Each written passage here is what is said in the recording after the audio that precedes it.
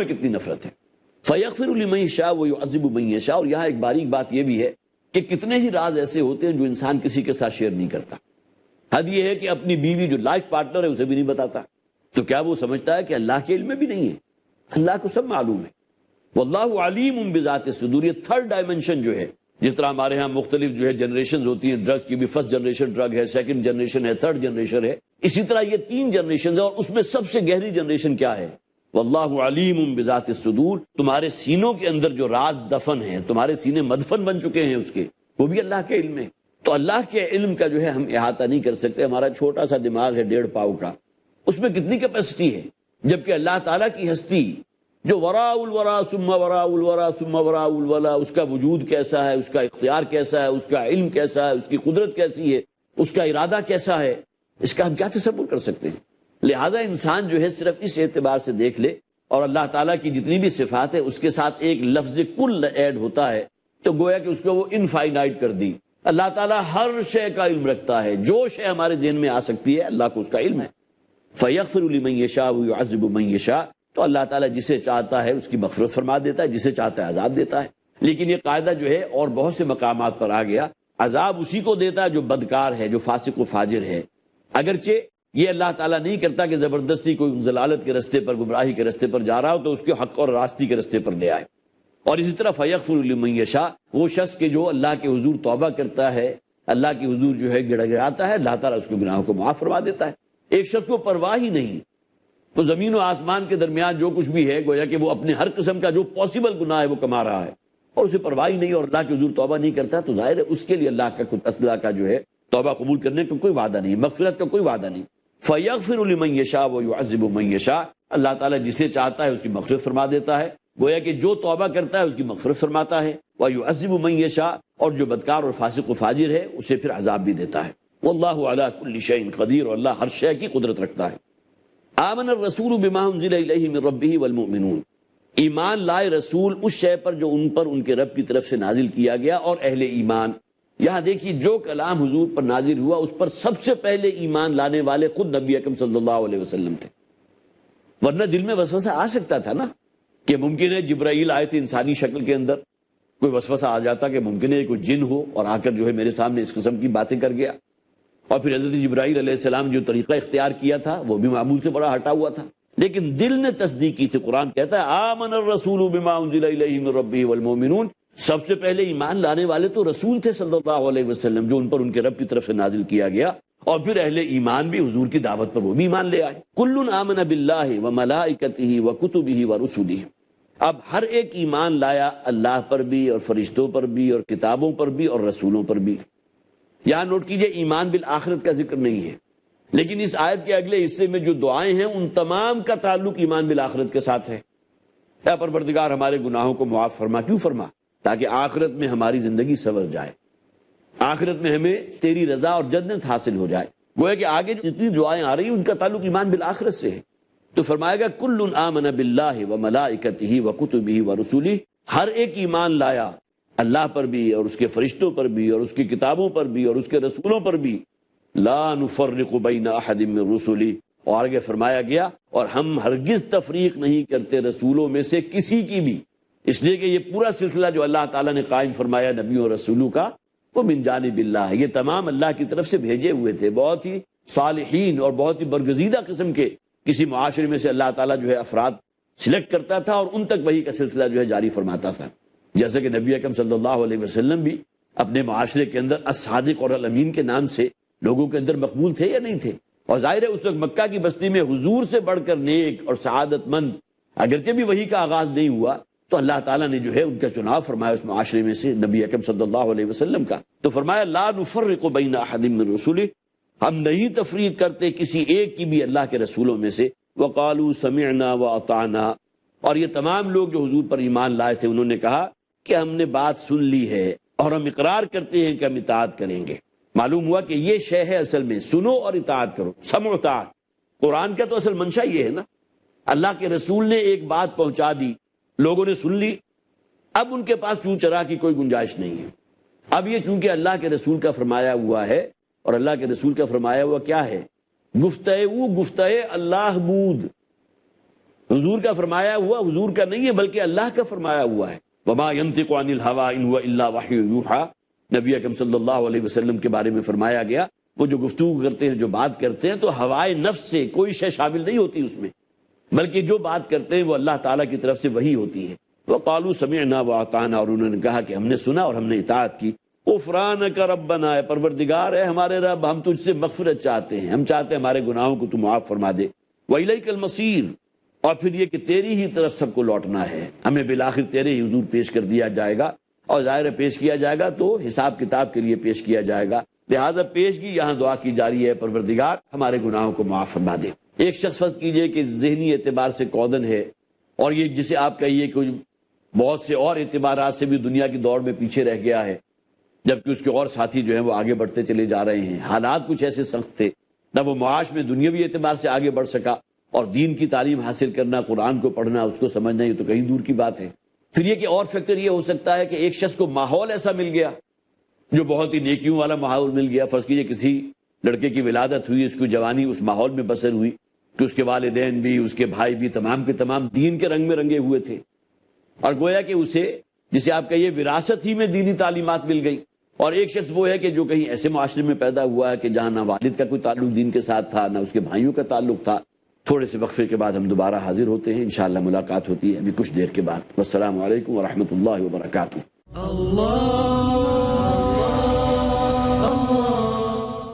السلام علیکم ورحمۃ اللہ. ابھی وقفے میں جانے سے پہلے سورہ بقرہ کی لاسٹ آیت ہمارے زیر درس تھی،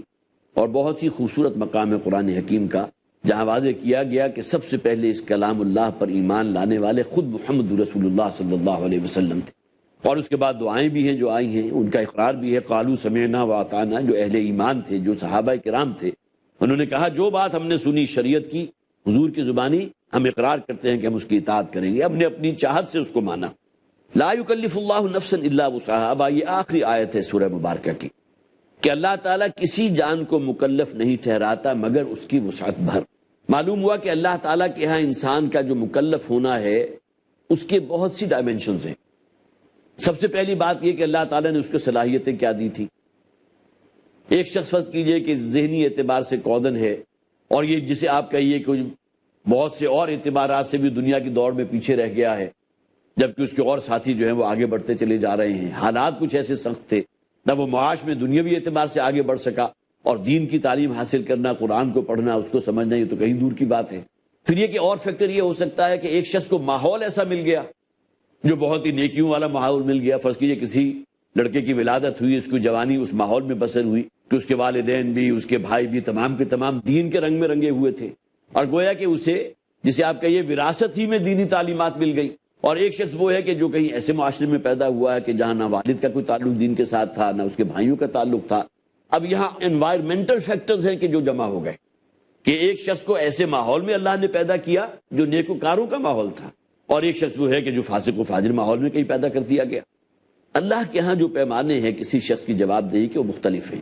یہ نہیں ہوگا کہ بالکل جسے کہا جاتا ہے ایک ہی لاٹھی سے جو ہے بھینس کو ہانک دیا جائے، بلکہ فرمایا گیا کہ جو اس کو اللہ تعالیٰ نے کیا انوائرمنٹ کسی کو دیا تھا. ایک شخص فرض کیجئے کہ اچھے ماحول میں پیدا کیا گیا، لیکن اس کے باوجود اگر وہ غلط رستہ اختیار کرتا ہے، بغاوت کرتا ہے اپنے والدین کے خلاف اور اس ماحول کے خلاف، تو اس کی پکڑ کہیں زیادہ ہو جائے گی بنسبت اس شخص کے کہ جس کو ماحول ہی ایسا میسر نہیں آیا. اب یہ پیمانہ مختلف ہو گیا. کسی کو بہت ہی علم دے کر حافظہ ہے، ذہانت ہے، فطانت ہے، اس کے ان کوالٹیز کے ساتھ پیدا کیا، اور کسی کے اندر جو ہے ذہانت ہے، نہ فطانت ہے، نہ قوت گویائی ہے، اس کے لیے پیمانہ مختلف ہو جائے گا. ایک شخص ہے جو کہیں ایسے دیہات میں پیدا کر دیا گیا جہاں پڑھنے لکھنے کا رواج ہی نہیں ہے، وہ شاید ممکن ہے کہ اللہ کے ہاں جا کر معذرت پیش کرے اور اللہ تعالیٰ اس کی معذرت قبول کر لے کہ پروردگار میرے تو پورے گاؤں کے اندر کوئی ایک شخص بھی ایسا نہیں تھا کہ جو قرآن کا پڑھا ہوا ہو، لیکن اس کے باوجود مجھے قرآن سے محبت تھی، میں قرآن کی تعلیمات سنتا تھا، اس کو پڑھ نہیں سکتا تھا، مجھے الفابیٹ ہی نہیں آتے تھے. عام انسان کو اگر یہ کہا جائے لو جی یہ تو قرآن ہی نہیں پڑھ سکتا، گویا کہ بہت بڑا مجرم ہے. تو لا یکلف اللہ نفسا الا وسعها، یہ تمام فیکٹرز ہیں کہ جو پیش نظر رہتے ہیں اس ذات کے جس نے کسی انسان کو پیدا کیا. ماحول کیا ملا تھا، جینیٹیکلی کیا چیزیں اس کے اندر جو ہے ٹرانسفر ہوئی تھی، ذہانت اور فطانت کتنی تھی، یہ تمام چیزیں بنیاد بنے گی اس کے محاسبے کی. لہا ما کسبت وعلیہا ما اکتسبت، اس شخص کے واسطے ہے یا اس کے لیے ثواب ہے، اجر ہے جو اس نے کمایا، اور اس کے لیے وبال ہوگا یا اس کا انجام برا ہوگا جو اس کے اوپر آئے گا۔ اگر اچھا عمل اس نے کمایا ہے تو ثواب ہوگا، اللہ کی جو ہے رضا حاصل ہوگی، لیکن اگر کوئی فسق و فجور ہے اس کی زندگی کے اندر تو اس کا وبال جو ہے وہ بھی اسی کی جان پر پڑے گا۔ اب آگے جو دعائیں آ رہی ہیں، ربنا لا تؤاخذنا ان نسینا واخطأنا، اے پروردگار ہمارا مواخذہ نہ فرما، لا تؤاخذنا، یہ مواخذہ تو ہماری اردو زبان میں بولا جاتا ہے، اے پروردگار ہم پر داروگیر نہ فرما، ہمارا مواخذہ نہ فرما، ان نسینا اگر ہم کہیں کسی معاملے میں بھول گئے، او اخطانا یا ہم سے خطا ہو گئی۔ حضور نے فرمایا کل بنی آدم خطاؤن، بنی آدم کا ہر فرد خطا کار ہے، سوائے ان لوگوں کے خطا کار ہیں ایسے، لیکن اگر وہ توبہ نہیں کرتے تو اللہ تعالیٰ کی جناب میں جو ہے ظاہر ہے وہ خطا کار ہیں اور اس کا معاملہ جو ہے بالآخر اخروی تباہی ہے۔ لیکن وخیر الخطائین التوابون، ان خطا کاروں میں بہترین لوگ وہ ہیں کہ جو توبہ کرنے والے ہیں۔ اب یہ فرمان ہے نبی اکرم صلی اللہ علیہ وسلم کا، کل بنی آدم، لیکن یہاں ہمیں ایگزمپشن دے دینی چاہیے انبیاء اور رسولوں کو، اس لیے کہ ہمارا عقیدہ ہے، ہمارا ایمان ہے کہ کسی نبی اور کسی رسول سے من جانب نفس کوئی خطا نہیں ہوتی، معصوم عن الخطا ہے، لیکن یہ کہ اس کی اس کیڈر کے بعد جو بھی ہے اس سے خطا کا امکان ہے۔ کل بنی آدم خطاؤن، لیکن وخیر الخطائین التوابون، تمام بنی آدم خطا کار ہیں لیکن ان میں بہترین وہ ہیں جو توبہ کرنے والے ہیں۔ تو ربنا لا تؤاخذنا ان نسینا، کہیں بھول چوک ہو جائے، او اخطانا یا ہم سے خطا ہو جائے، کوئی جذبات کا ریلا ایسا آیا، کسی گناہ کے آپ کے اندر ملوث ہو گئے، کوئی گناہ کا عمل کر دیا۔ لیکن یہاں بھی سمجھ لیجئے آدمیت کیا ہے، حضرت آدم علیہ السلام سے بھی گناہ ہوا تھا، انہوں نے بھی اللہ کے حکم کی نافرمانی کی تھی۔ اللہ نے کہا تھا لا تقربا هذه الشجرہ، سورہ بقرہ میں ہم پڑھ چکے، انہوں نے نافرمانی کی، شیطان کے وسوسے اندازی کے اندر گویا کہ اس کے زیر اثر آ گئے اور اس درخت کا پھل کھا لیا۔ گناہ حضرت آدم سے بھی ہوا اور گناہ اور سرکشی جو ہے وہ ابلیس سے بھی ہوئی۔ آدمیت کیا تھی کہ فوراً شرمندگی، احساس پشیمانی، احساس ندامت، تو یہ شے ہے کہ جسے ہم آدمیت کہتے ہیں، اسے انسانیت کہیں گے۔ دوسری طرف شیطنت کیا ہے، اور یہ شیطان انسان بھی بن سکتا ہے، انسان جو ہے وہ بھی شیطانوں کو بلکہ پیچھے چھوڑ جائے گا، اس لیے کہ اگر ڈھٹائی پیدا ہو گئی، سرکشی پیدا ہو گئی، شیطان اس نے بھی نافرمانی کی لیکن اس کے بعد اس کے اندر تکبر پیدا ہو گیا۔ آدم تو گھٹیا ہے، اس کو تو سڑے ہوئے گارے سے پیدا کیا، مجھے آگ سے پیدا کیا، میں اس سے افضل ہوں، میں اس کو سجدہ نہیں کروں گا، اور اس نے پھر توبہ نہیں کی، اس کے اندر کوئی احساس ندامت اور شرمندگی نہیں ہوئی۔ تو فرمایا گیا اگر ہم سے کوئی خطا ہو جائے تو اس کو معاف فرما دے، ہم سے کوئی نسیان ہو جائے، بھول چوک ہو جائے، معاف فرما دے۔ ربنا ولا تحمل علینا اصرا کما حملتہ علی الذین من قبلنا، اور اے ہمارے پروردگار ہم پر وہ بوجھ نہ ڈال کہ جو ہم سے پہلے لوگ ہو گزرے ان کے اوپر تو نے بوجھ ڈالا تھا۔ شریعت کے احکامات یہی وجہ ہے، جیسا کہ میں نے پہلے بھی عرض کیا تھا، امت محمدی صلی اللہ علیہ وسلم کے لیے اللہ نے بہت ہی نرم کر دیے، بہت آسان کر دیے، اور پھر یہ کہ جو معاملات پچھلی قوموں کے ساتھ ہوئے وہ تباہ و برباد کر دی گئی اپنی بغاوت اور سرکشی کی وجہ سے۔ اے پروردگار کہیں ہمارا شمار ان لوگوں میں نہ ہو جائے، لہذا فرمایا گیا کہ جو بوجھ ان پر ڈالا تھا وہ ہم پر نہ ڈال۔ ربنا ولا تحملنا ما لا طاقت لنا به، یہ بھی بڑی اہم بات ہے، اور یہ دعا تو ہر شخص کو ہر وقت مانگنی چاہیے۔ اے پروردگار جو بوجھ ہم اٹھا نہ سکیں وہ بوجھ ہم سے نہ اٹھوا۔ اب یہ بوجھ جو ہے انسان کی صحت کے اعتبار سے بھی ہو سکتا ہے، کوئی ایسی بیماری جو انسان کو بالکل ناکارہ کر دے، کوئی ایسی بیماری کہ جس کے بعد انسان بالکل بستر سے لگ جائے، دوسروں پر ڈیپینڈنٹ ہو جائے، اپنے کام جو ہے خود تک نہ کر سکے، اپنے دونوں ٹانگوں پر چل کر بیت الخلاء تک نہ جا سکے۔ اب یہ وہ چیزیں ہیں کہ جس کے لیے انسان کے جو ہے اندر یہ دعا جو ہے بار بار ہوتی رہنی چاہیے، پروردگار وہ بوجھ ہم پر نہ ڈال جس کو ہم نہ سہا سکیں، جو نہ اٹھا سکیں۔ پھر امتحانات تو اللہ کی طرف سے آتے ہیں، وہ ہم نے پڑھ لیا ہے، وَلَنَبْلُوَنَّكُمْ بِشَيْءٍ مِّنَ الْخَوْفِ وَالْجُوعِ وَنَقْصٍ مِّنَ الْأَمْوَالِ وَالْأَنفُسِ وَالثَّمَرَاتِ۔ تو اللہ کی پناہ میں آنا چاہیے کہ اللہ تعالی ہم پر کوئی ایسا امتحان ہم پر نہ ڈال دے، کوئی ایسی آزمائش، ایسی مصیبت ہم پر نہ ڈال دے کہ جس کو ہم سہار نہ سکیں، جس کا ہم تحمل نہ کر سکیں۔ فرمایا ربنا ولا تحملنا ما لا طاقت لنا به، اے پروردگار نہ اٹھوا ہم سے وہ شے کہ جس کا ہمارے اندر طاقت نہیں ہے، وہ بوجھ ہم پر نہ ڈال جس کو ہم سہار نہیں سکتے، جس کا تحمل نہیں کر سکتے۔ واعف عنا، اور ہمیں معاف فرما دے۔ ہر انسان سے خطائیں ہوتی ہیں، صدق دل سے یہ دعا مانگتا رہے اللہ کے حضور، اے پروردگار ہمارے خطاؤں کو معاف فرما، اس لیے کہ انسان کی سرشت میں ہے، یہ نفس نامی شے جو انسان کے اندر موجود ہے، ان النفس الامارۃ بالسوء، یہ تو گناہ کی ترغیب دے ہی گا، وہ تو لازماً کھینچے گا آپ کو معصیت کی طرف۔ لہذا کہیں ایسا نہ ہو کہ ہم اس نفس کے دام میں آ جائیں۔ وَأَمَّا مَنْ خَافَ مَقَامَ رَبِّهِ وَنَهَى النَّفْسَ عَنِ الْهَوَىٰ، بڑا پیارا انداز ہے سورہ نازعات کے اندر، وہ شخص کے جس نے اپنے نفس کی بے لگام گھوڑا جو ہے اس کو لگام دے کر رکھا، اس کو قابو میں رکھا، اور اپنے رب کے حضور جو ہے جواب دہی کے احساس کے تحت کامتا رہا، لرزتا رہا۔ وَاعْفُ عَنَّا، ہمارے گناہوں کو معاف فرما دے، وَاغْفِرْ لَنَا، اور ہماری مغفرت فرما۔ وارحمنا، اور ہم پر رحم فرما، انت مولانا، اس لیے کہ تو ہی ہمارا مولا ہے، تو ہی ہمارا پشت پناہ ہے، تو ہی ہمارا کارساز ہے، فانصرنا علی القوم الکافرین، اور اے پروردگار ہمیں کافروں کی قوم کے مقابلے میں ہماری مدد فرما۔ یہ مدنی صورت ہے، ابھی اسلام غالب نہیں ہوا، ابھی اس پروسیس میں ہے۔ نبی اکرم صلی اللہ علیہ وسلم ہجرت فرما کر مدینہ تشریف لا چکے ہیں، لیکن یہ کہ سن 8 میں جا کر مکہ فتح ہوا ہے، اس سے پہلے کا پورا دورانیہ وہ تھا کہ جس میں صحابہ کرام تیاری کر رہے تھے، جس میں وہ غزوات بھی ہیں، غزوہ بدر ہے، غزوہ احد ہے، غزوہ احزاب ہے، لہٰذا یہ دعا بھی جو ہے مسلمانوں کے لبوں پر رہتی تھی، فانصرنا علی القوم الکافرین، اے پروردگار اس کافر قوم کے مقابلے میں ہماری مدد فرما، ہماری تائید و نصرت فرما۔ حضرات یہاں آ کر یہ سورہ مبارکہ اپنے اختتام کو پہنچی۔ پھر ذہن میں تازہ کر دیجئے، 40 رکوعوں پر مشتمل 286 آیات ہے اس سورت کے اندر، قرآن حکیم کی طویل ترین سورت ہے، خوبصورت ترین سورت ہے۔ تو گویا کہ شریعت کے اعتبار سے بہت سے احکامات ایسے ہیں، خاص طور پر گھر کی 4 دیواری کے اندر، اور اس صورت میں کیا کچھ ہو سکتا ہے، اس کے بارے میں قرآن کے احکامات کیا ہیں۔ بار بار ہم نے وہ آیت بھی پڑھی، تلک حدود اللہ، یہ اللہ کی قائم کی ہوئی حدود ہیں،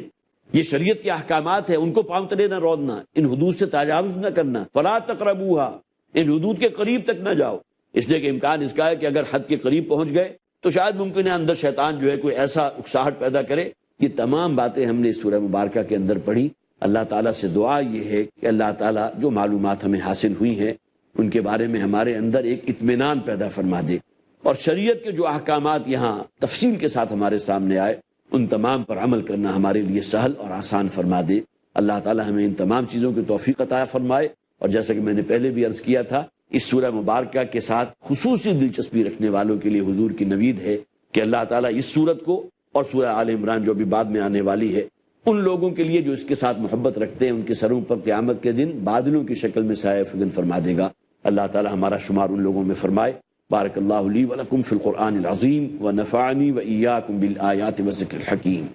اللہ اللہ اللہ اللہ